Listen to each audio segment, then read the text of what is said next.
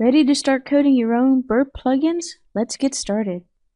So the very first step in writing a plugin is you have to understand the functionality that's contained within those interface files. So let's go ahead and take a look at those files. So because there are so many interface files, what I've tried to do is categorize them so that you can sort of compartmentalize their functionality together. My categorization is based on prefixes. So let's go ahead and begin. The first is the iBurp Collaborator. Now, if you're not familiar with Burp Collaborator, this assists in detecting blind cross-site scripting, even asynchronous code injection, or other delayed type of attacks. Now, the iBurp extender, we're going to see this a lot. This is the main interface that you must implement in order to create a custom extension. So you'll be seeing the implementation of this over and over again, usually with the class Burp extender. Now the context menu controls hold details inside of each of the Burp Suite tools. So for example, inside of target or proxy, you're going to have a contextual menu located there. So this interface controls those details. The iExtension will assist in loading of your custom extensions. The iHTTP request response is a very important interface, as this basically provides all your getter and setter methods for adding comments or highlights for a given request and response. And then finally we have the iIntruder interface, and obviously this is going to handle for us all of the many functions that Intruder handles. And we can see those in the GUI with multiple tabs, such as the target, position, and payloads. You can do all of that through API calls using this interface. So continuing our list, we also have the iMessage Editor.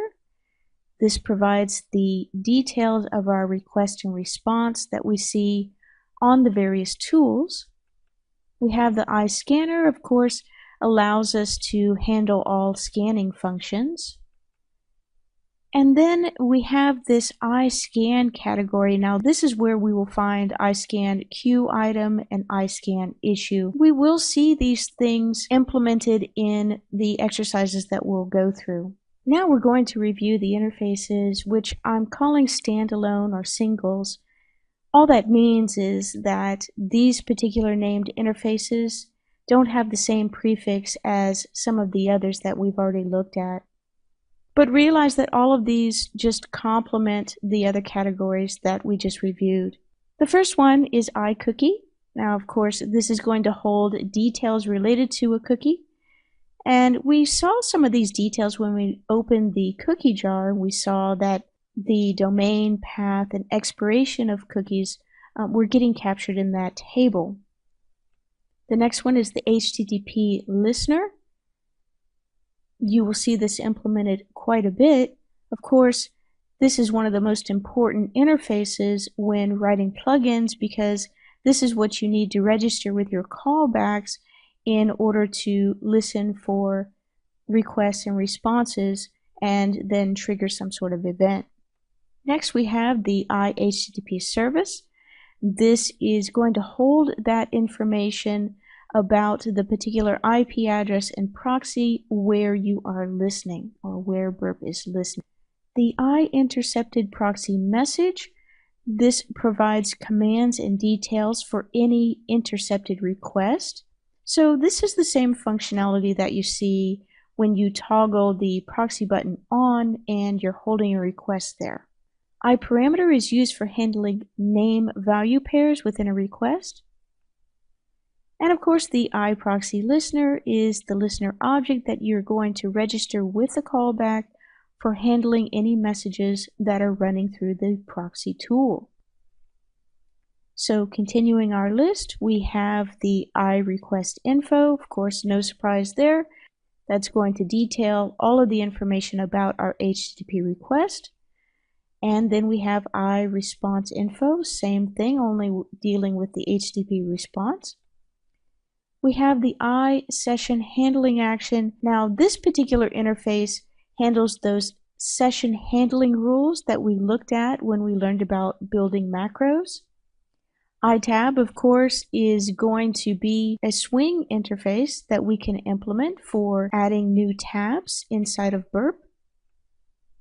iTemp is an interface that allows us to hold details of saving a file to our hard drive. And then the iText editor is an interface that allows us to have some sort of freeform text area if we want to add that to our plugin. So let's go ahead and jump into this first extender demo. I'm going to show you the declarations and implementations for handling callbacks, helpers, and listeners.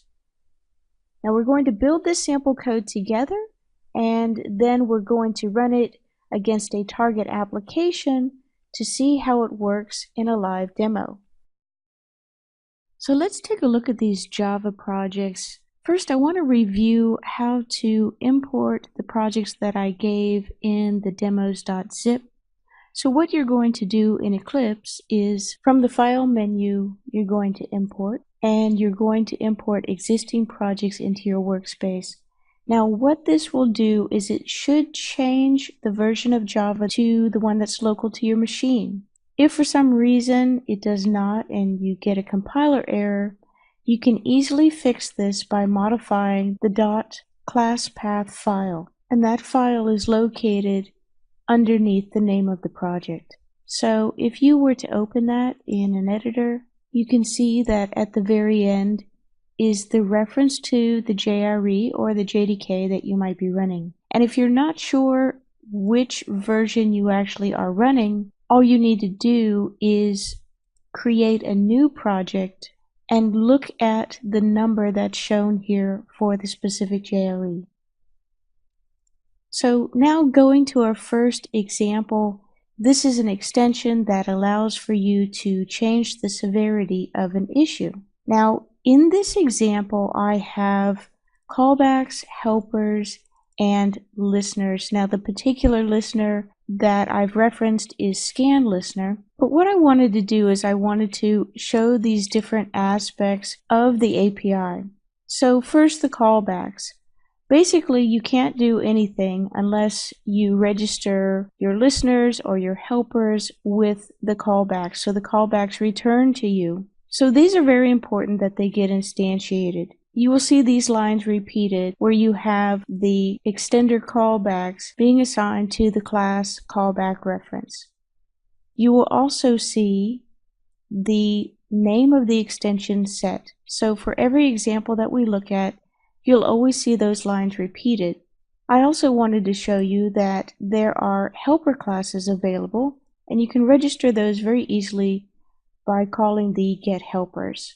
Now you'll also notice that we have registered a scanner check and a scanner listener. Now this should clue you in that you're going to need Burp Pro in order to actually run this particular extension. Let's go ahead and take a look at the listener of scan listener. So scan listener has an overridden method of do passive scan. So in this passive scan, I'm going to output some information about the existing severity, and then I'm going to create a new scan issue and change that severity to something different. Now, this particular class is also available in the source code.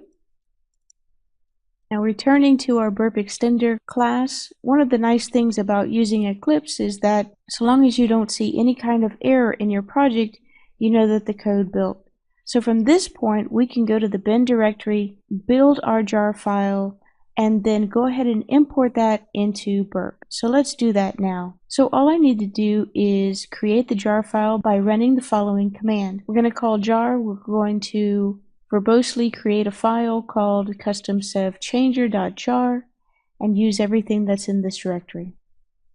So the output of that is this customsevchanger.jar. So let's go ahead and import that into Burp. So what you're going to do is go to the Extender tab, go to the Extensions tab within there, and we're going to add a new Burp extension. It is Java, and click Next.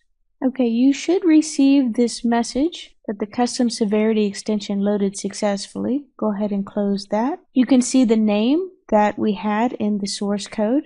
If you go to the Output tab, we're going to see some debug statements here. So something to point out is you always want to add debug statements to your extension code. This will really help you to troubleshoot better. So what you want to do is first import the Java.io print writer. Then you need to create an instance of that.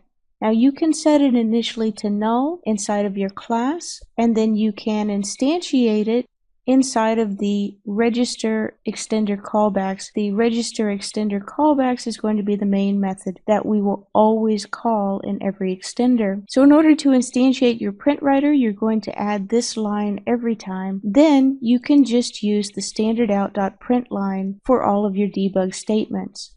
So using the demo.testfire.net, all I did was I logged in using the admin credentials. In Burp, I did a passive scan. I passively scanned the host, and I receive a cookie without HTTP only flag set. So now if I go back to the extender tab and I look at the output of my debug statements, I can see that I found a match. So this is the issue. This is the existing severity, which is information, and we changed that severity to a high. So if we go back to the code, we can see that this is the particular if statement that we matched on, and these are the pieces of information we saw in the UI.